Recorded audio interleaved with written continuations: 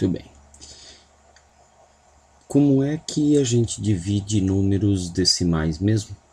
Vamos fazer aqui algumas contas para tentar explicar um pouquinho mais isso daí. Bem, você deve ter visto várias formas de fazer, por exemplo, 2,35 dividido por 0,2. Uma delas, certamente, é você olhar para o 0,35, olhar para o 0,2 e multiplicar os dois pelo mesmo número, de modo a que a gente obtenha uma divisão de números inteiros. Na prática, a gente tem que olhar aqui quantas casas tem aqui, 2. Quantas casas após a vírgula, à direita da vírgula aqui? Uma apenas. Então, quem tem mais casas, que é o 2,35, é que vai indicar para a gente a necessidade de multiplicar os dois por 100.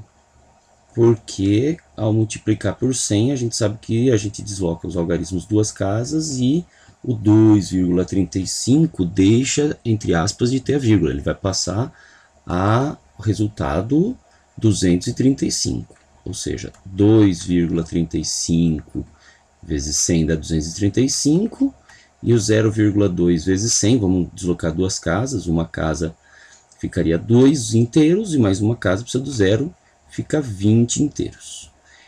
Bom, e aí a gente divide 235 por 20, e chega no resultado que vai dar ali.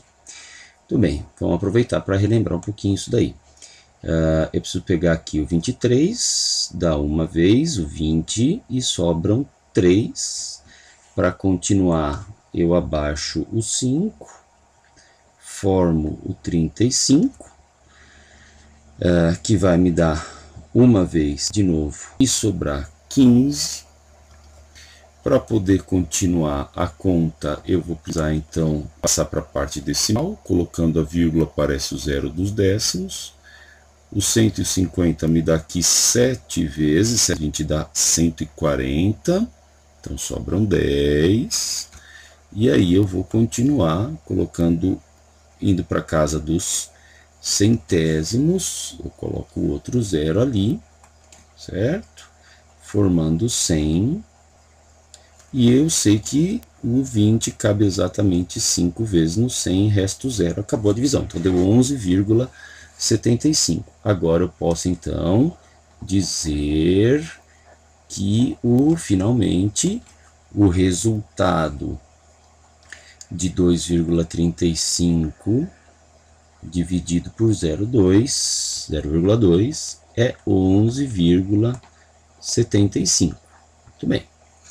Agora, a ideia é esclarecer ou reforçar por que esse procedimento resolve. Por que eu multiplico os dois por 100, ou por 10, ou por 1000, etc., mas sempre pelo mesmo número, e o resultado que der já é o próprio resultado que eu estou procurando. Muito bem, vamos fazer uma pequena pausa aqui e olhar um pouco para números inteiros. Veja só, se eu pegar, por exemplo, uma conta bem simples, 10 dividido por 5. 10 dividido por 5, fácil de lembrar, dá 2. Se eu multiplicar o 10, que é o dividendo, e o 5, que é o divisor, pelo mesmo número, por exemplo, vou multiplicar os dois por 3. Multiplicando o 10 e o 5 por 3, eu teria então uma nova conta, que seria 10 vezes 3, 30, dividido por 5 vezes 3, 15.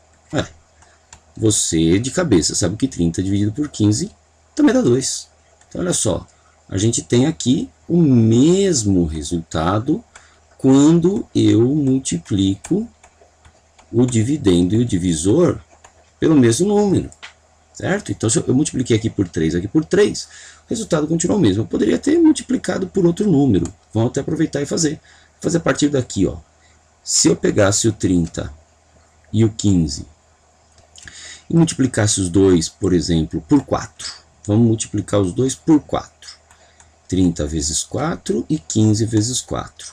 O 30 vezes 4 dá 120. O 15 vezes 4, pode fazer a continha, e dá 60. Não precisa de muito esforço para lembrar que 120 dividido por 60 também dá 2. Mais uma vez, o mesmo resultado.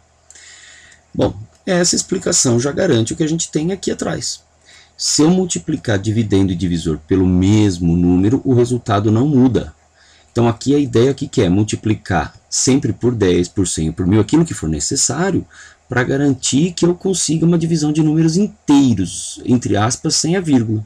E eu divido normalmente, e o que resultado que der é o mesmo resultado da divisão entre números decimais, certo? Mas tem mais uma coisa ainda que a gente pode olhar com algum cuidado para lembrar, que é mais simples talvez, a ideia de frações equivalentes. Vamos pensar aqui nessa fração 10 sobre 5. Nessa forma fracionária, o que a gente pode entender é que a gente tem algo análogo com essa divisão. Você se lembra que se eu quiser transformar o 10 quintos em um número decimal, eu vou dividir o 10 pelo 5.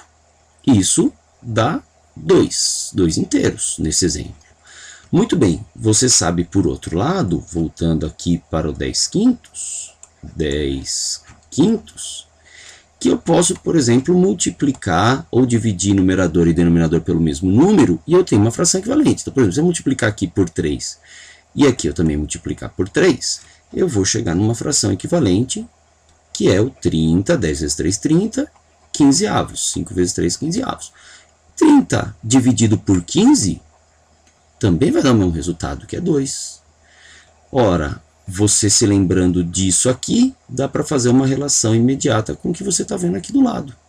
Ok? Então, essa ideia de frações equivalentes também ajuda a justificar por que a gente faz isso na hora de dividir números decimais.